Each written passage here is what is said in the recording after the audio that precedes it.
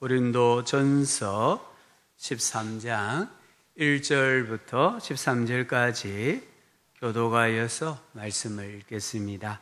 내가 사람의 방언과 천사의 말을 할지라도 사랑이 없으면 소리나는 구리와 울리는 꽹과리가 되고, 내가 예언하는 능력이 있어 모든 비밀과 모든 지식을 알고 또 산을 옮길 만한 모든 믿음이 있을지라도 사랑이 없으면 내가 아무것도 아니요.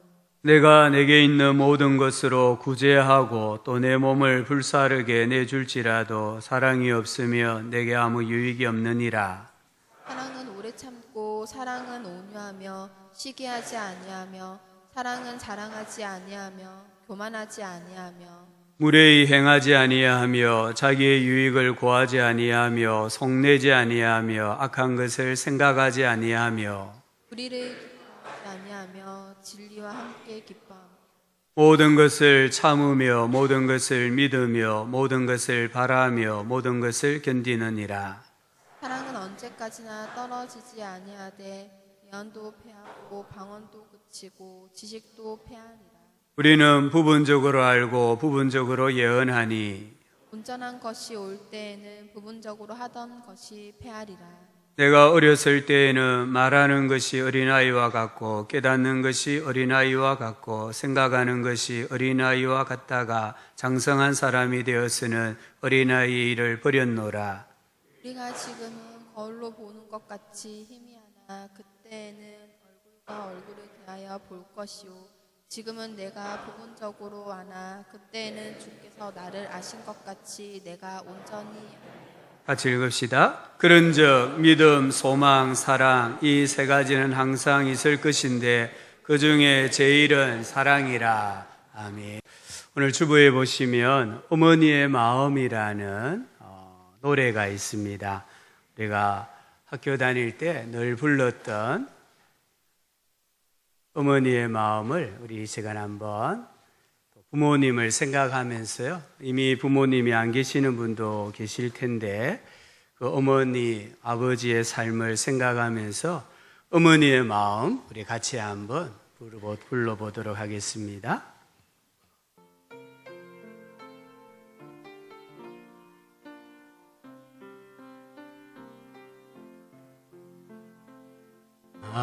실제 괴로움 다 잊으시고 길을 제 밤낮으로 애쓰는 마음 진 자리 마른 자리 가라니시며 손발이 다닳도록 고생하시네. 하늘 아래 그 무엇이 높다리요. 어머님의 희생은 가히 없어라. 어려선 안고 업고 올려주시고 자라슴 기대어 기다리는 마음 아를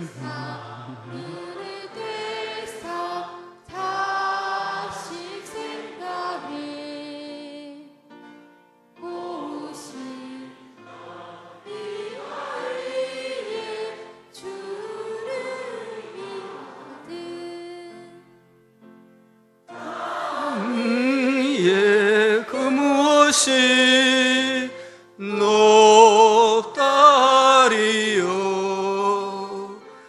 어머니 정성은 지극하여라. 사람의 마음 속엔 온 가지 소원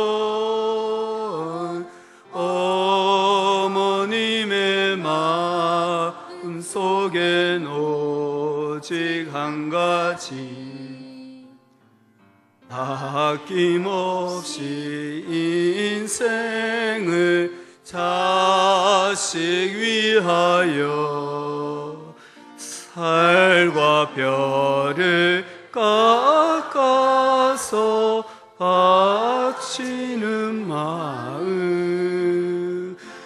인간의 그 무엇이 거룩하리요 어머님의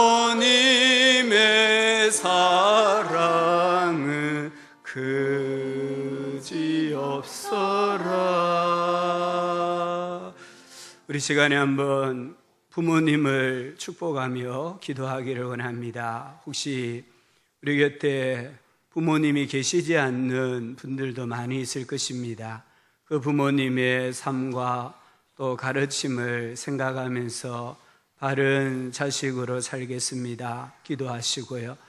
혹 여전히 내 곁에 부모님이 계시다면 그 부모님의 형편과 상황을 다 떠나서 하나님께 감사하고 살아생전에 효도하는 자식 되고 부모님에게 건강 주시고 믿음 주시기를 우리 하나님 앞에 1, 2분 정도 합심해서 기도하겠습니다. 하나님 아버지 감사합니다. 부모님을 통하여 우리를 이 세상에 보내주신 것 감사합니다. 부모님의 사랑과 헌신으로 오늘 여기까지 우리가 살아오게 해주신 것을 감사합니다. 오늘 부모님 주일을 맞이하여서 혹 우리 가운데 부모님이 먼저 천국에 가신 분들이 있습니까? 위로하여 주시옵고 그 부모님 살아생전에 하셨던 말씀과 교훈을 생각하고 하나님 앞에서 바른 자식으로 살아갈 수 있도록 은혜 내려주시기를 원합니다. 우리 부모님 여전히 살아계십니까? 하나님 살아계시는 그 자체로 감사하게 해주시기를 원합니다. 우리 부모님들에게 건강을 주시고 부모님들에게 믿음을 주시고 우리 부모님들에게 천국의 소망을 주시기를 원합니다.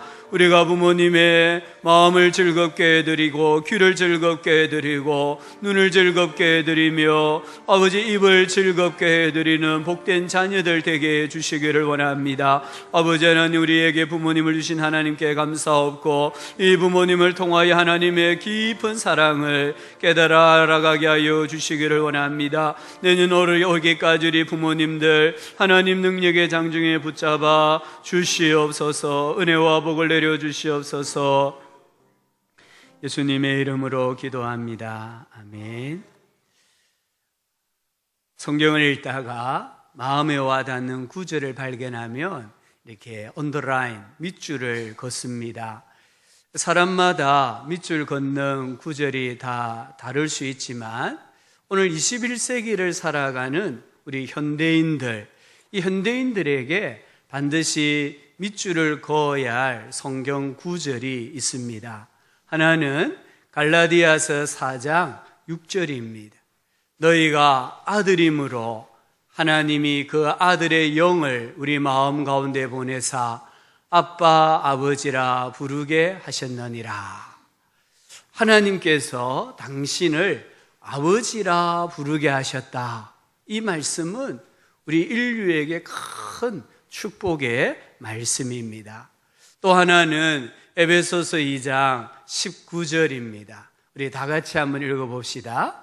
그러므로 이제부터 너희는 외인도 아니요 나그네도 아니요 오직 성도들과 동일한 시민이요 하나님의 권속이라. 아멘. 이 말씀 가운데 가정의 개념, 가족의 개념이 나오고 있습니다. 하나님께서 가장이 되시는 가정의 한 가족이 되었다. 얼마나 우리에게 위로가 되고 기쁨이 되고 힘이 되고 우리를 신나게 하는 말씀인지 모릅니다. 우리 모두는 하나님의 가정의 한 가족이 된 줄로 믿습니다. 가족이 무엇일까요? 이 가족이 무엇이겠습니까? 신문에 보니까 이런 기사가 났더라고요. 머리가 붙은 3쌍둥이 분리 수술을 성공했다. 여기 사진을 보시면은 위의 사진은 머리가 붙은 채로 태어난 쌍둥이를 보여주고 있어요. 이 쌍둥이의 머리를 분리하는 수술을 했는데 성공을 했습니다. 그래서 밑에 사진은 한 번도 서로 얼굴을 보지 못했는데 수술이 성공되어져서 서로 얼굴을 보면서 신기해하는 이 쌍둥이의 모습을 보여주고 있습니다. 신문에 보니까 서로 볼 수 없던 형제, 난생 처음 마주보다 이런 기사가 났습니다. 이 형제들은 얼마나 신기한지 서로를 자꾸만 쳐다봅니다. 엄마는 아이의 머리카락이 자라자 환호를 지릅니다.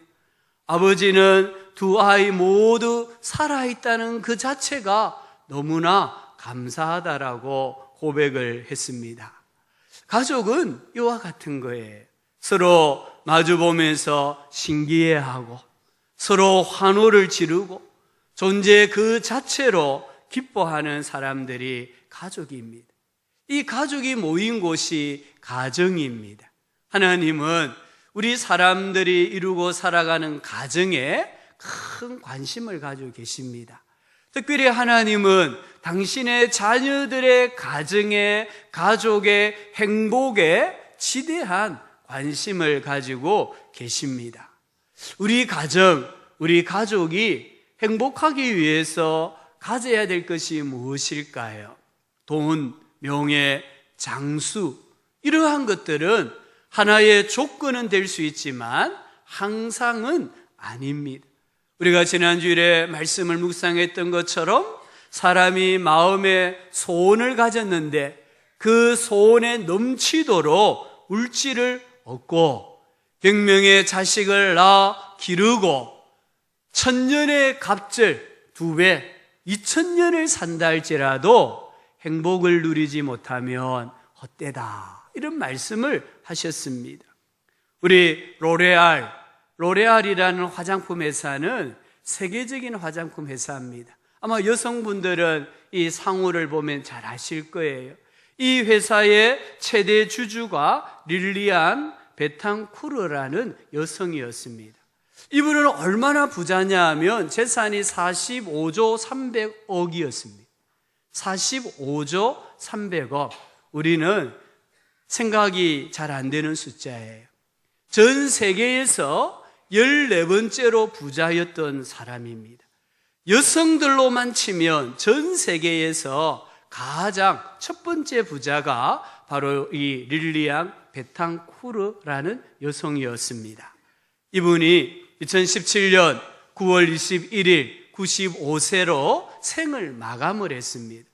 그녀가 생을 마감했을 때에 전 세계가 이 부흥 소식을 알렸는데요. 신문에 이렇게 부흥 소식을 알렸습니다. 돈으로 행복을 살 수 없었던 비운의 여성 죽다. 45조 300억으로 행복은 살 수 없었다는 거예요. 그래서 이 여자를 가리켜 비운의 여성이다라고 했습니다. 행복은 살 수 없었던 여성 최고 부자, 이런 기사로 이 여인의 부흥 소식을 전 세계에 알렸습니다. 그 후 죽을 때까지 행복하게의 과학이라는 좀 이상한 책이 있습니다. 미국 메릴랜드 대학 심리학 교수인 타이 테시로 박사가 쓴 책입니다. 이 책에서 타이 테시로 박사는 죽을 때까지 행복하게 살려고 하면, 지속적인 사랑을 꿈꾸려고 하면 청년들에게 돈과 외모는 고려 대상으로 삼으면 안 된다라고 충고합니다. 우리가 지속적인 사랑, 지속적인 행복을 꿈꾸고 누리고 살려고 하면 돈이나 외모는 지워야 된다는 거예요. 리스트에서 지워야 된다, 제외해야 한다라고 권고하고 있습니다. 우리가 중요하게 생각하는 물질, 명예, 장수가 행복의 필요 충족 조건이 될 수가 없습니다. 그래서 성경은 행복의 첫 번째 조건은 하나님을 경외하는 신앙이다라고 말씀을 하셨습니다. 이 신앙은 대를 이어가는 신앙입니다. 우리 부모 대에서 결정을 보는 것이 아니라 자녀 대대로 이어가는 여호와를 경외하는 신앙을 가질 때에 우리는 행복을 누릴 수 있습니다. 역대상 16장 15절에 너희는 그의 언약, 그는 하나님을 가리킵니다. 너희는 그의 언약 곧 천대의 명령하신 말씀을 영원히 기억할지어다. 하나님께서 나와 언약을 맺으실 때에는 나와만 언약을 맺으시는 것이 아니라 내 후손 천대에 이르기까지 언약을 맺으신다라고 말씀합니다. 그래서 은혜와 복도 천대까지 베푸시는 거예요. 신명기 5장 10절을 보니까 나를 사랑하고 내 계명을 지키는 자에게는 천대까지 은혜를 베푸느니라. 역사적인 예가 조나단 에드워즈와 마커스 슐처 이 가문이었던 것을 우리가 지난주에 우리가 함께 묵상을 했습니다. 오늘은 우리 가족이 행복하기 위해 두 번째 필요한 조건이 무엇이냐? 사랑이라는 거예요. 여기 고린도전서 13장은 그리스도인이나 불신자들도 다 같이 좋아하는 성경 구절입니다. 사랑에 대해서 오늘 이 말씀처럼 풍성하게 말하는 곳이 성경에도 없고 역사책, 문학책에도 없습니다. 이 13장 앞에는 성령의 은사에 대해 말씀합니다. 그리고 14장에는 은사 중에 방언과 예언의 은사에 집중해서 말씀합니다. 바울이 지금 이 사랑이 무엇인가를 의도적으로 12장, 14장 중간, 13장에 배치해 놓은 것을 알 수 있습니다. 지금 바울은 사랑의 효능에 대해서 이야기합니다. 사랑은 성령의 은사를 가치 있게 만듭니다. 사랑은 우리 안에 있는 자기에 대한 자랑과 시기와 분쟁과 무질서와 교만과 교만을 치유한다라고 말씀하고 있습니다. 그래서 바울은 1절부터 3절에서 사랑이 없는 신자의 삶, 사랑이 없는 가족 간의 관계가 어떠한가에 대해서 조금은 부정적으로 말씀을 합니다. 사랑이 없다면 방언과 천사의 말은 울리는 징이나 요란한 꽹과리에 불과하겠습니다. 사랑이 없으면 우리가 아무리 언변이 뛰어나고 또는 말을 유창하게 화려하게 한다 할지라도 아무 소용이 없다는 거예요. 사랑이 없다면 예언의 능력, 산을 옮길 만한 믿음 아무 소용이 없습니다. 사랑이 없다면은 구제하고 헌신하고 희생하고 충성하는 것도 아무 유익이 없습니다. 그래서 하나님은 모든 일을 사랑으로 행하라 라고 우리에게 말씀을 하십니다. 이 사랑이 행복의 조건이라면 사랑이란 무엇입니까? 오늘 바울이 사랑이 없다면 하면서 많은 것을 부정적으로 말씀을 하셨는데 그러면 도대체 사랑이란 무엇인가라는 거예요. 인터넷에 보니까 이 사랑이 무엇인가에 대해서 아이들에게 물었습니다. 유치원 어린이들은 사랑이란 희망입니다 라고 대답을 했습니다. 1학년 아이들은 사랑이란 행복입니다 라고 대답했어요.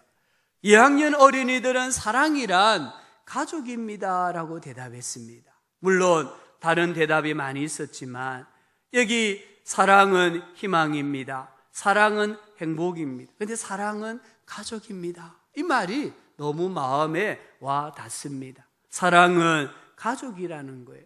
오늘 바울은 4절부터 7절에서 이 사랑의 속성, 사랑이 무엇인가에 대해서 구체적으로 15가지를 말씀을 합니다. 여러분 성경을 다시 한번 보십시오. 사랑은 오래 참고, 사랑은 온유하며 시기하지 않으며, 사랑은 자랑하지 아니하며 교만하지 아니하며 무례히 행하지 아니하며 자기의 유익을 구하지 아니하며 성내지 아니하며 악한 것을 생각하지 아니하며 불의를 기뻐하지 아니하며 진리와 함께 기뻐하고 모든 것을 참으며 모든 것을 믿으며 모든 것을 바라며 모든 것을 견디느니라. 얼마나 사랑이 풍성합니까? 오늘 하나님께서 이 15가지 사랑의 속성을 우리에게 말씀하고 있습니다. 그 중에 첫 번째가 사랑은 오래 참음이에요. 우리는 사랑하며 쾌락, 짜릿한 거, 설레임 이런 것들을 떠올려요. 근데 하나님은 사랑은 오래 참는 것이다. 사랑은 모든 것을 참는 것이다. 이렇게 말씀합니다. 여기 오래 참는다 이 말은 자신의 감정으로는 도저히 이겨낼 수 없는 것을 억제하는 인내를 가리킵니다. 다른 사람들로부터 손해를 입었을 때에 보복할 힘이 있지만 자제하는 인내를 가리켜서 오래 참음이다라고 말씀을 합니다. 또 이 가운데 하나를 보면은 사랑을 가리켜서 뭐라고 말씀하고 있습니까? 12절에 12번째에 보면 모든 것을 참는다라고 했습니다. 그 앞에 보면 악한 것을 생각하지 않는다 했습니다. 여기 생각하다라는 헬라어는 기록해 놓다 이런 뜻이에요. 우리가 이전에 물건을 외상으로 팔았을 때에 장부에 기록하지 않습니까? 날짜, 아무개, 얼마 외상으로 물건을 가지고 갔다. 근데 여기 생각하다 이 단어가 기록하다 이런 뜻이에요. 그런데 사랑은 기록해 놓지 않는다는 거예요. 사랑은 자기에게 손해를 끼치고 자기에게 나쁜 행동을 한, 나쁜 말을 한 그런 사람들의 행위에 대해서 일체 기록하지 않는 것이 사랑이다라고 했습니다. 또한 여기 사랑은 모든 것을 참는다고 했습니다. 여기 참다란 말은 지속하다, 덮어주다 이런 뜻입니다. 이 세상을 지탱해주는 힘이 사랑입니다. 우리의 가족들을, 우리의 신앙의 동료들을 지속적으로 연결해주는 끈이 사랑입니다. 사랑은 지붕과 같은 거예요. 사랑은 서로에게 비바람과 풍파를 막아주는 지붕과 같습니다. 그래서 성경에 사랑은 모든 허물을 덮어준다라고 했습니다. 남의 허물을 덮어주면 사랑을 받는다라고 말씀했습니다. 성경은 그래서 무엇보다 뜨겁게 사랑하십시오. 참으로 사랑은 상대방의 많은 허물을 덮어줍니다 라고 했습니다. 우리의 가족의 허물, 우리 부모님의 허물을 덮어줄 수 있는 것은 사랑입니다. 우리 가족이 나에게 상처 주고 아픔을 준 것을 기록해 놓지 않는 것이 사랑이다라고 말씀했습니다. 이 사랑은 하나님의 사랑입니다. 하나님은 사랑이시라. 그 사랑이 오늘 13장 4절부터 7절에서 말씀하는 사랑의 속성입니다. 하나님은 자기 백성에게 사랑을 신실하게 끊임없이 솔직하게 나타내십니다. 출애굽기 3장 7절부터 8절을 보니까 여호와께서 이르시되 내가 애굽에 있는 내 백성의 고통을 분명히 보고 그들의 감독자로 말미암아 부르짖음을 듣고 그 근심을 알고, 여기까지는 조금 성숙한 사람이라고 하면 할 수 있는 사랑인 것 같아요. 나의 고통을 보고 나의 부르짖음을 듣고 나의 근심을 아는 친구, 가까운 사람은 얼마든지 있을 수 있습니다. 그런데요, 하나님의 사랑은 한 걸음도 뛰어넘습니다. 내가 내려가서 그들을 애굽의 손에서 건져내고 그들을 그 땅에서 인도하여 아름답고 광대한 땅에 데려가려 하노라. 하나님의 사랑은 실천하는 사랑입니다. 하나님의 사랑은 행동하는 사랑입니다. 하나님은 나의 고통을 보십니다. 나의 부르짖음을 들으십니다. 나의 근심을 아십니다. 거기에서 끝나지 아니하고 하나님은 행동하십니다. 나의 삶 속으로 내려오십니다. 나를 건져주십니다. 나를 인도해 주십니다. 그리고는 나를 약속의 땅, 소망의 땅으로, 소망의 항구로 데려가십니다. 이게 하나님의 사랑이라는 거예요. 하나님의 사랑을 구약에서 가장 아름답게 표현한 구절이 스바냐 3장 17절이라고 생각합니다. 너희 하나님 여호와가 너희 가운데 계시니 그는 구원을 베푸실 전능자이시라. 그가 너로 말미암아 기쁨을 이기지 못하시며 너를 잠잠히 사랑하시며 너로 말미암아 즐거이 부르며 기뻐하시리라. 하나님을 가리켜서 전능하신 분이라고 했습니다. 그 전능하신 하나님께서 나로 말미암아 기쁨을 이기지 못하고 계세요. 나를 너무나 사랑하셔서 그 사랑을 표현조차 하지 못하고 계세요. 나로 말미암아 하나님이 즐거이 부르고 기뻐하신다라고 고백하고 계십니다. 이런 사랑을 오늘 우리가 받은 줄 믿습니다.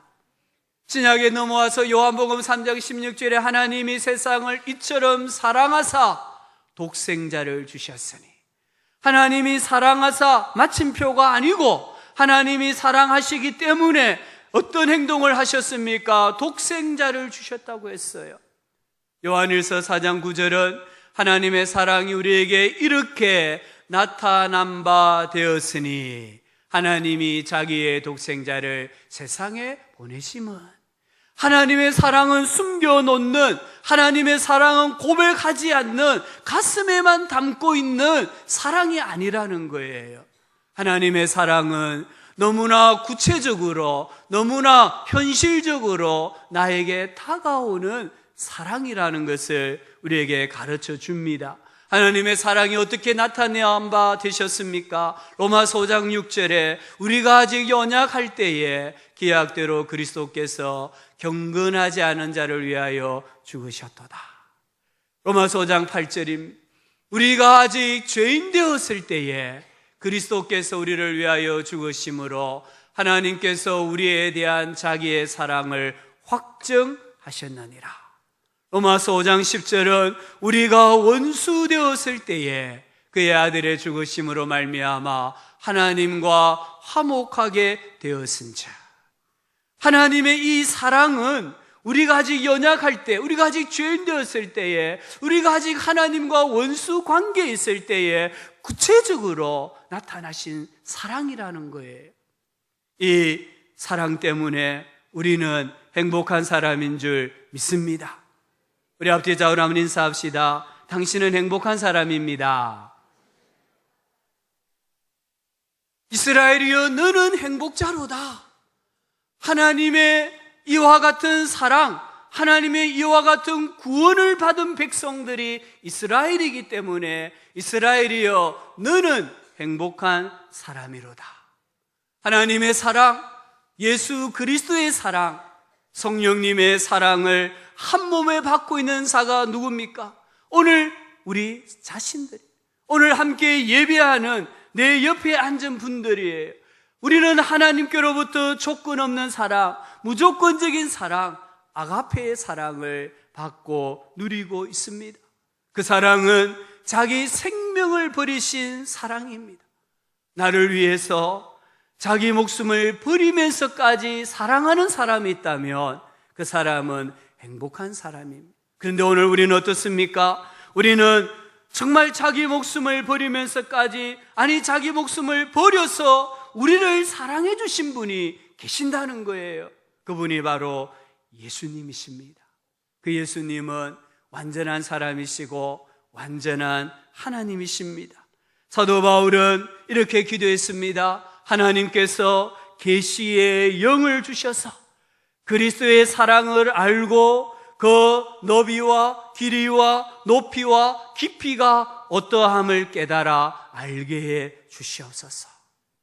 그리스도의 사랑을 깨닫는 계시의 영을 열어달라고 기도했어요.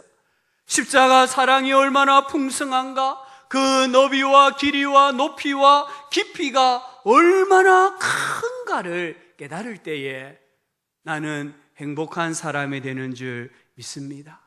날 위하여 자기 몸을 버리신 예수 그리스도의 사랑을 우리가 받고 있음을 믿음으로 아멘 하시고 우리가 행복한 사람이라고 고백하며 살아가실 수 있기를 간절히 소망합니다. 이 하나님의 사랑을 받아야 행복한데 이 하나님의 사랑을 실천할 수 있는 또 한 사람이 있습니다. 부모님입니다. 우리 가족은요, 이 사랑을, 하나님의 사랑을 중요한 타자, 즉 부모님에게서 받아야 행복감을 느낍니다. 나는 행복한 사람이다라고 고백합니다. 하나님의 사랑을 가정에서, 부모들을 통해서, 형제 자매들을 통해서 무조건적인 사랑을 받아야 합니다. 누가복음 15장을 보면은 탕자의 이야기가 나옵니다.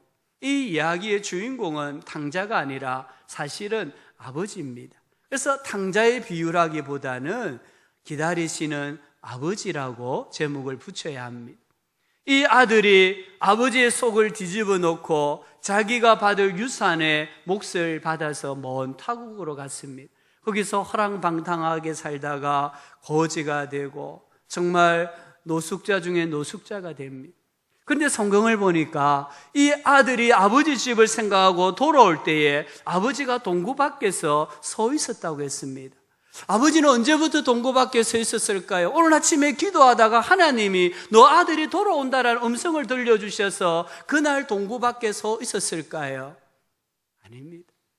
이 아버지는요, 이 아들이 집을 나가는 그 순간부터 매일 동구 밖에 서서 아들이 돌아오기를 기다리고 있었던 것을 알 수 있습니다. 이 아들이 돌아오면은 새 신을 신기고 새 옷을 입히고 새 가락지를 끼우고 양과 염소를 잡아 잔치를 베풀겠다라고 이 아들이 집을 떠나는 그 순간부터 이 아버지의 마음에는 계획이 있었던 거예요. 그래서 아들이 돌아오자 거지가 된 아들이 내 아들이란 것을 알고는 달려가서 부둥켜 안고 뽀뽀를 하고 새 신을 신기잖아요. 새 옷을 입히잖아요. 새 가락지를 끼우잖아요. 종들을 불러서 양과 염소를 잡아 큰 잔치를 베풀잖아요. 이와 같은 것이 가정이라는 거예요.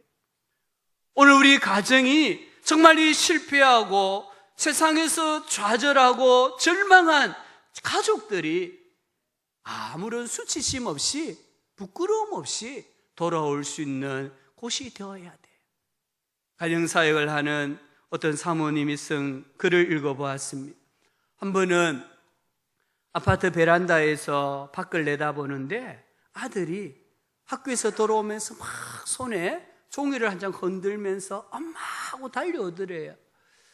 무슨 일인가 싶었는데 이 아들이 집에 들어와서 맞이했는데 아들의 손에 들려진 이 종이는 그날 시험지였어요. 점수를 보니까 둥근 달이 떴어요. 빵점인 거예요. 그런데도 이 아들은 그 둥근 달 뜬 시험지를 막 손에 흔들면서 엄마 부르면서 집으로 달려왔다는 거예요. 저는 가정이 그런 곳이 되어야 한다라고 생각을 해요. 사역자가 사모님이셨는데 사모님이 시어머니를 모시고 있었대요. 근데 시어머니가 치매에 걸렸어요. 잠깐 사역하고 들어오면 이 시어머니가 옷에 똥을 싸는 거예요. 그리고 막 그 똥을 온 벽에 칠해 놓는 거예요. 너무 화가 나고 마음에 기쁨이 하나도 없었어요. 근데 기도했습니다.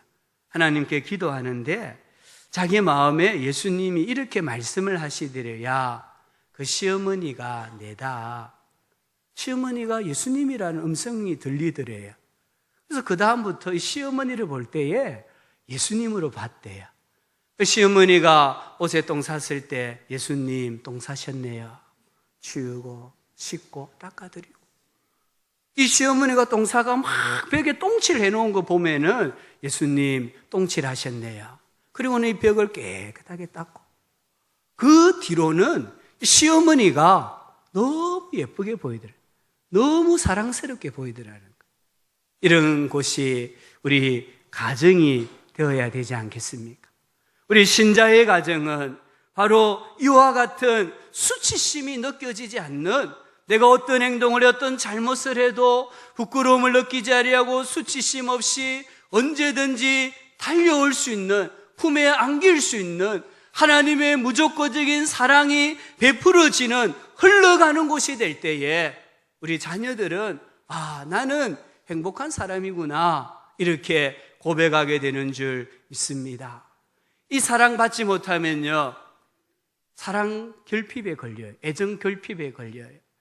이 애정 결핍에 걸린 사람들 보면요, 대부분이 마음에 상처를 가지고 있어요. 부모로부터 냉대받은 상처, 형제 자매들로부터 냉대받은 상처가 있어요. 그래서 늘 마음에는 피해의식이 있고 보상 심리가 있습니다. 부모에게 받지 못한 사랑을 다른 사람에게서 막 받으려고 해요. 요즘 사람들 보면요, 이 핸드폰을 눈에서 안 떼요. 핸드폰을 계속 쳐다봐요. 1분이 뭡니까? 몇 초도 안 돼서 핸드폰 켜보고 문자가 들어왔는지 카톡이 왔는지. 왜 그렇습니까? 사랑받기를 원하기 때문에. 이 사랑 결핍의 한 가지 증세예요. 하루 종일 문자가 안 들어오고 카톡이 안 들어오고 연락이 안 오면은 왠지 불안해져요. 내가 사랑받지 못하고 있구나, 이런 마음이 들기 때문에. 어떤 사람들은 시간대를 불문하고 새벽인데도 한밤중인데도 전화를 하면은 몇 시간씩 전화하는 사람이 있어요. 그래서 그 전화를 끊으려고 하면 화를 내는 사람이 있어요.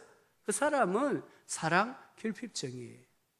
자기가 바빠서 전화를 해도 받지 못하는데 친구가, 가까운 사람이 전화를 하지 않으면 왜 전화하지 않느냐고 화를 내고 싸우려고 덤벼드는 사람은 사랑 결핍이에요. 이 애정 결핍에 걸리면요, 사랑받기를 원해가지고 자기 팔목을 자해하는 사람도 있어요. 우울증에 걸리는 사람도 있고 조울증에 걸리는 사람도 있고요, 스토커가 되기도 해요. 바바리맨, 그거 전부 다 사랑 결핍증 증상입니다. 사랑받지 못하기 때문에 오늘 우리의 삶에 얼마나 많은 불행이 있는가를 우리는 꼭 기억을 해야 합니다. 세 번째는 이 하나님의 사랑이 어디를 통해 흘러가야 행복을 느끼느냐? 교회 공동체입니다. 교회 공동체에서 하나님의 무조건적인 사랑을 받을 때에 교회에 나오는 성도님들이 나는 행복하다라고 고백하는 거예요. 갈라디아서 3장 26절부터 28절에 이렇게 말씀합니다. 너희가 다 믿음으로 말미암아 그리스도 예수 안에서 하나님의 아들이 되었으니 너희는 유대인이나 헬라인이나 종이나 자유인이나 남자나 여자나 다 그리스도 예수 안에서, 한번 따라합시다. 하나이니라. 하나라고 했습니다.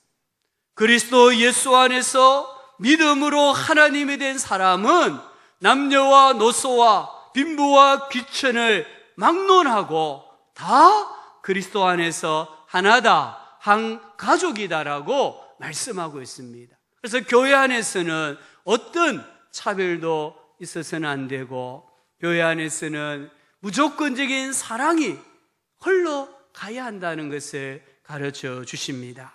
에베소서 4장 2절과 3절에서는 모든 겸손과 온유로 하고 오래 참음으로 사랑 가운데서 서로 용납해라. 교회 안에 모든 분들이 겸손과 온유로 오래 참음으로 사랑 가운데서 서로 용서하고 용납할 때에 교회 나오시는 분들이 나는 행복하다라고 고백을 하게 되어 있습니다. 예수님께서 시몬을 만나셨을 때 뭐라고 말씀하셨습니까? 앞으로 너는 게바라 일컬으리라. 게바 또는 베드로, 뜻은 반석이에요. 베드로 반석 같은 사람 아닙니다. 베드로는 정말 갈대와 같은 사람이었어요. 자기 성질을 이기지 못하는 사람이었어요. 그런 시몬을 향하여 예수님께서 너는 베드로다. 너는 견고한 바위다. 내가 이 반석 위에 내 교회를 세울 것이다. 예수님이 지지해 주시고 예수님께서 격려해 주셨습니다. 그때에 베드로는 비록 실패도 했고 비록 좌절도 했고 비록 눈물도 흘렸지만 초대교회의 위대한 지도자가 되고 자기를 지지해주고 격려해준 예수 그리스도를 위하여 순교하면서까지 복음을 전했던 사도요 선교사가 된 것을 볼 수 있습니다. 오늘 우리 교회 안에서 이 예수님의 무조건적인 사랑, 지지하고 격려하고 따뜻하게 환영하고 맞이하는 이 사랑이 흘러갈 때에 하나님의 백성들이 주님 앞에 나올 때마다 하나님, 저는 행복합니다라고 고백하게 되는 줄 믿습니다. 이 사랑이 결국 우리를 행복하게 만드는데, 사랑은 감정이에요. 감정이기 때문에 사라질 수도 있어요. 어떻게 하면 이 사랑의 감정을 유지할 수 있겠습니까? 첫 번째는 갈등을 해결하셔야 됩니다. 우리 집에는 갈등이 없어요. 죄송하지만 그런 가정에는 누군가가 필요 없는 가족이 있다는 말이에요. 갈등이 없을 수 없어요. 교회 안에도 갈등이 있고요, 부부 간에도 갈등이 있고 가정에도 갈등이 있어요. 그래서 성경에는 갈등을 해결해야 되는데 잠언 10장 12절에 보니까 사랑해라. 사랑은 모든 허물을 가리느니라 덮어준다고 했습니다. 잠언 17장 1절은 마른 떡 한 조각만 있고도 화목하는 것이 제육이 집에 가득하고도 다투는 것보다 나으니라. 마른 떡 한 조각이 행복하는데 더 도움이 된다는 거예요. 잠언 21장 9절은 다투는 여인과 함께 큰 집에서 사는 것보다 움막에서 사는 것이 나으니라. 이 모든 말씀은 갈등을 적극적으로 해결을 해라는 거예요. 두 번째는 가족의 과거와 현재와 미래를 함께 공유해야 합니다. 우리 성도님들 가정에 가정사가 있습니까? 가족 이야기가 있습니까? 부모님들이 베개 머리맡에서 우리 가정의 과거에 대해서 들려줄 그런 이야기가 있습니까? 가정의 이야기를 함께 공유하고 있는 가족이요, 자신감이 향상되고 고난을 극복할 수가 있습니다. 세 번째는 매주 한 번씩 가족 모임을 가지시기를 바랍니다. 가장 좋은 것은 가정 예배입니다. 매일매일 모이지 못한다면 일주일에 한 번이라도 온 가족이 모여서 함께 가정 예배를 드리면서 지나왔던 이야기들을 나눌 때에 그 가정은 사랑이라는 감정이 더 풍성해집니다. 네 번째는 가족의 문제를 함께 고민하시기를 바랍니다. 사실 옛날에는 우리 어르신들이 어렸을 때는 방이 많아봤자 2개입니다. 방이 2개 있어도 거실 하나에 그냥 이 양쪽에 방이 있어요. 안방에서, 아이들 방에서 무슨 이야기를 하는지 다 들렸습니다. 한 방에서 대식구가 잠을 잤습니다. 그렇게 했을 때는 비록 가난했고 방이 단칸방이었고 정말 마른 떡 한 조각을 먹을 수밖에 없는 형편이었지만 행복했다는 거예요. 근데 지금은 대부분이 아파트 문화잖아요. 아파트 문화가 사실은 인류에게 최대의 재앙입니다. 교류가 없습니다. 아래층, 위층. 같은 집에 살아도요, 방들이 다 따로 나눠져 있기 때문에 부모님이 지금 무슨 고민을 하는지, 이 자식이 지금 무슨 고민을 하는지, 웃는지 우는지 모릅니다. 그게 아파트 문화가 우리에게 주는 최대의 약점이라는 거예요. 가족의 문제를 함께 공유하셔야 그 가정이 행복합니다. 하나 더 보면은 가족이 밥을 같이 먹는 시간을 꼭 가지시기를 바랍니다. 연구에 의하면은 가족과 함께 일주일에 한 번이라도 함께 식사하는 자녀는 마약과 알코올 중독에 빠지는 확률이 적다고 합니다. 가족과 함께 식사할 때에 이 가족의 마음에 행복감이 생기고 자신감이 생기는 것을 알 수가 있습니다. 영국에서 1000명을 대상으로 인생을 행복하게 만드는 가치가 무엇인가를 설문조사를 했습니다. 1000명이 대답한 것을 쭉 정리해 보니까 약 50가지였어요. 이 50가지 중에 인생을 행복하게 만드는 가장 큰 것으로 나타난 게 건강이라고 합니다. 이 건강을 값으로 계산해 보니까 약 3억 7천만 원이었습니다. 두 번째로 행복하게 만드는 가치가 사랑이었다고 합니다. 이 사랑해라는 한마디의 가치를 돈으로 환산해 보니까 3억 3천만 원이었다고 합니다. 내가 부모님에게 엄마 사랑해 이 한마디 하면은 엄마에게 3억 3천만 원을 주는 거예요. 그냥 한번 기부 한번 해보실래요? 앞뒤 좌우로 한번 인사 한번 합시다. 사랑합니다. 나는 지금 얼마 벌었습니까? 3억 3천만 원. 아우, 대단하죠. 돈 벌기 참 쉽죠? 자녀에게 야 나는 너를 사랑해 이 한마디 하면 자녀에게 3억 3천만 원의 행복을 준다는 거예요. 우리가 살아가면서 남을 부유하게 우리 가족을 부유하게 만드는 거 쉽습니다. 오늘 하나님이 나를 사랑하신 이 무조건적인 사랑을 가정에서 실천하고 교회에 오셔서 실천하고 이웃과의 관계에서 실천할 때에 우리는 이렇게 고백합니다. 나는 행복한 사람입니다. 오늘 말씀에 사랑은 언제까지나 떨어지지 아니한다고 했습니다. 그런즉 믿음, 소망, 사랑 이 세 가지는 항상 있을 것인데 그 중에 제일은 사랑이라. 우리 모두가 하나님의 십자가의 사랑을 받았습니다. 이 십자가의 사랑을 이제 가정에서 가족들에게 흘려보내시고 교회에 오시면은 연약한 지체들에게 흘려보내심으로 하나님 앞에 날마다 주님 저는 너무 행복합니다 고백하는 우리 모두가 되기를 주님의 이름으로 축원합니다.